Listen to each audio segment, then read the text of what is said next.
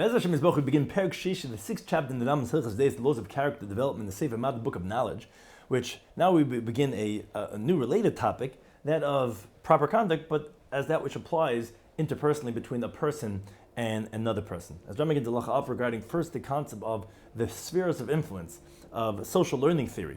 The derech b'riyasa shladim, the path of the creation of man, is lias nimshach b'de'esav v'maisav, that his opinions and his actions are drawn after his friends and after his associates. And the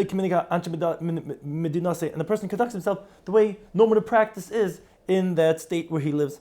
Therefore, different person has to connect himself with righteous people and to constantly sit by the sages, to learn from their actions. And he should distance himself from the wicked people that they go in darkness, that he should not learn from their actions.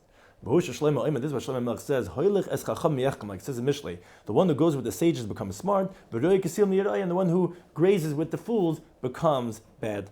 Like it says in the beginning of Tehillim, fortunate is the man that does not go in the path of the wicked and that goes through all different stages of companionship, that is not good to be with the wicked.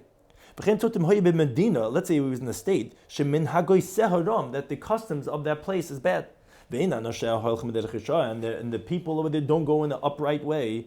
Rather, let him go to a place that the people are righteous and they conduct themselves in good ways. Now, if all the countries that he knows, that he hears about, are conducting themselves in a not good way, like in our times, in the times of the Rambam, where every place is rampant with bad. Or he cannot go to another country that have good conducts, either because of the bandits, or because of illness. Then let him sit alone by himself. Says the pasuk in sitting alone and in being silent. But if the people were so wicked and sinful, they don't let him stay in that country unless he mingles with them and he conducts himself in their bad ways. Then let him go out to the caves, to the thicket, to the deserts, and not conduct themselves in a sinful way. Like it says the pasuk in Yirmiyah, who would give me in the desert inn for the wayfarers, meaning somewhere away from all the bad influences.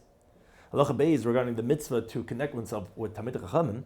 Mitzvah says there's a positive commandment to cleave, to connect with sages and their students, to learn from their actions. Like it says in the pasuk in the bottom, and in him, in Hashem, you should connect. Now the question is, you think it's possible for a person to connect with divine presence? This is how the sages explain this commandment. Connect with the sages and their students. That's connecting to the Shekhinah. Therefore, a person has to attempt that he should marry the daughter of a Talmid Chacham, or marry off his daughter to a Talmid Chacham. He should eat and drink with Talmidei Chacham, and do business dealings with the Talmidei Chacham. To connect them with them in all types of connecting, like it says in the pasuk in the bottom, and to connect with him. This is how the sages commanded, and they said, you should connect with the dust of their feet, you should drink with thirst their words. Whatever opportunity you have to connect with Talmid Chacham, you should do. Halacha Gimel, now regarding loving another Jew. So mitzvah kol adam, there's a commandment on every single person, to love every single Jew like his own body. Shlomo says in the pasuk in Vayikra, you should love your friend as yourself. You have to say over his praise. You have to be careful about caring about his money, just like he cares about his own money. That he wants in his own honor. Never honors himself with his friend's shame. He does not have a portion in the world to come. Regarding loving a convert, loving the convert, that he came and he entered beneath the wings of the divine presence, that he joined the Jewish people. There's two past commandments. One because it's included in loving another Jew, and then another distinct one because he's a convert. The Torah says in the verse, you should love the convert. He commanded on loving the convert, just like he commanded the loving his own name. Shlomo says in the pasuk, you should love Hashem your God. And HaKadosh Baruch Hu, and Hashem himself loves the convert. Shlomo says in the pasuk, that he loves the convert. Halacha hey, regarding the prohibition of hating another person. Whoever hates another Jew in his heart, he violates a negative prohibition. Like it says in the pasuk in the Yikra, you should not hate your brother in your heart. Now, but you don't get lashes for this negative prohibition. The Pishay by Mesik, there's no action involved. And the Torah is only warning regarding hatred in one's heart. Now, if someone actually does an action, he hits his friend or he shames him, he disgraces him, although he's not allowed to, but that's not going to be a violation of this issa of hating, because that's only one's heart. Halacha Vav, which actually relates to the mitzvah of teichacha, of rebuking, of reproofing another person. When a person sins to his fellow man, you shouldn't hate him and be silent and hold a grudge. Like it says regarding the wicked, the pasuk in Shmuel Beis, and Avshalom didn't speak with Amnon, whether bad or good, because Avshalom hated Amnon. That's how the wicked are. They hold a grudge and they're quiet. No, the mitzvah rather it's a mitzvah to let him know and to tell him, why do you do to me this and this? Why do you sin to me in this thing? It says you should surely rebuke your friend. Now, if the offender then goes back and asks to be forgiven, so you have to forgive him. And the one who should pardon should not be cruel. Shlomo says in the pasuk in Bereshit, Avram daven to Hashem, meaning even though Avimelech sinned to him, he didn't hold back from forgiving him and even daven for him. If someone sees his friend that sinned, he's going in the bad path, there's a mitzvah to bring him back to the good, and to let him know that he's sinning for his own self. But with his bad actions, like says in the pasuk, you should surely rebuke your friend. Now, someone rebukes his friend, whether it's things that happen between them, whether things that happen between him and God. You have to rebuke him only between you and him. You speak to him calmly, with a very soft tongue. If you didn't, let him know. He's only letting him know for his own good. To bring him to the life of the world to come. If he accepts it from him, good. If not, he should rebuke him a second time, and the third time. And a person always has to rebuke him until the sinner hits him and tells him, I'm not listening to you. Now, whoever has the opportunity to protest and doesn't protest, he gets snatched for those sins. Since he could have protested, he's considered also guilty for that crime. Now, when the person initially rebukes his friend, shouldn't speak to him harsh words until he shames him. Somebody says in the pasuk in Yikra, it says over there, although you're supposed to rebuke him, but don't carry in him a sin. This is what the sages said. You would think, okay, rebuke a person until his face turns colors. No, Tamalim, it says in the pasuk, don't carry in him a sin. From here we learn that it's forbidden for a person to shame a Jewish person, all the more so in public.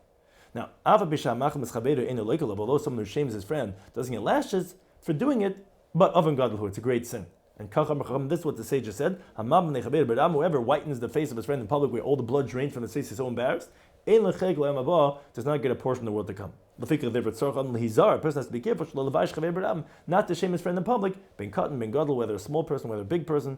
They shouldn't call him a name that he's embarrassed of. They shouldn't say over in front of him anything that he'll be embarrassed from. Now, but when do we say this? Regarding something that interpersonally the person offended or hurt someone. Regarding things relating to heaven, regarding the law of God, if he doesn't back down when he rebukes him privately, then we shame him in public, and we publicize his sin, and we disgrace him into his face, we degrade him and we curse him until he comes back to the good way, just like all the prophets did amongst the Jewish people. If someone's friend did something bad to him, sinned to him, he doesn't want to rebuke him. He doesn't want to speak anything to him. Now, the reason why he doesn't want to tell him how he hurt him, because he's a very much lower status person. The guy's intelligence was very perturbed, a mentally disturbed person. And he pardons him in his heart. He doesn't hold any grudge, doesn't hate him, and he's not rebuking him. That's actually an act of piety. Because the Torah is only particular about holding that grudge, having that hatred. Therefore, they say you should say something to him. But if you're not saying because you pardon him, then that's actually beyond the letter of the law. halacha yod regarding the not oppressing orphans and widows. So the person has to be very careful with orphans and widows, because their soul is very low, and their spirit is very humble, even if they are people of means, that they have a lot of money. Even the widow and the orphans of a king, we are specifically warned regarding them. Mishneh says in the pasuk in Shemais, every widow and orphan you're not allowed to oppress. So how do you conduct yourself with them? You should only speak to them softly. You should only treat them in an honorable way. You shouldn't pain their body with work, and neither their heart with harsh words. You should be more concerned for their money than his own money. And whoever provokes them, or gets them angry, or pains their heart, or chases after them, or destroys their money, and is violating negative prohibition. For sure, whoever hits them or curses them, for sure. Now, for love is that this negative prohibition, although one does not get lashes for it, but the punishment is actually explicit in the Torah in Shemais. Hashem says, my anger will flee, and I will kill you with the sword. There's a covenant that was made for the orphans and the widows from the one who said and created the world.